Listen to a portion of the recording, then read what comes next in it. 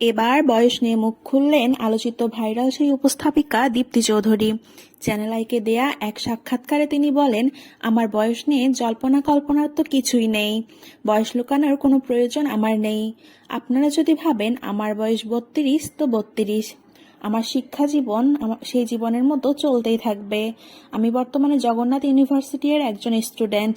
আমার এইচএসসি ব্যাস 21। আমার কথা বলার ধরনে যদি আপনারা মনে করেন আমার বয়স 32, তাতে আমি হ্যাপি। বলা বাহুল্য, দীপ্তি চৌধুরী বিচারপতি মানিকের সাথে টকশোতে উপস্থাপিকা হিসেবে ছিলেন।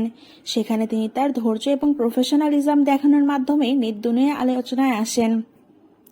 একজন নারীর প্রতি সাবেক বিচারপতির এমন আচরণকে নেটিজেনরা মানতে পারেননি এবং এর ফল ইতিমধ্যে ভোগ করছেন বিচারপতি মানিক। তিনি বর্তমানে পুলিশ হেফাজতে রয়েছেন। আরও জানা যায়, তিনি বর্তমানে অনেক অসুস্থ। সম্প্রতি দীপ্তি চৌধুরী সিনেমার অফার পেয়েছেন। জাজ মাল্টিমিডিয়া থেকে প্রধান চরিত্রে তিনি সিনেমার অফার পান, কিন্তু তিনি তা ফিরিয়ে দেন। ছোট থেকে দীপ্তি চৌধুরী অনেক ট্যালেন্টেড। তিনি ঢাকায় জন্মগ্রহণ করেছিলেন। তার বাবা একজন মুক্তিযোদ্ধা। তিনি তার কলেজ জীবন শেষ করেছেন হলিক্রস কলেজ, ঢাকা থেকে। বর্তমানে তিনি জগন্নাথ ইউনিভার্সিটিতে অধ্যয়নরত। পাশাপাশি তিনি চ্যানেল আইয়ে প্রেজেন্টার হিসাবে আছেন।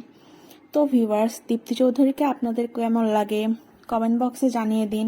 আমাদের ভিডিওটি যদি আপনাদের ভালো লেগে থাকে তো আমাদের চ্যানেলটি সাবস্ক্রাইব করে দিন এবং এমন সব সেলিব্রিটিদের নিয়ে আপডেট পেতে এবং বাংলাদেশের নিত্য নতুন সব ভাইরাল নিউজের আপডেট পেতে আমাদের চ্যানেলটি সাবস্ক্রাইব করে পাশে থাকুন।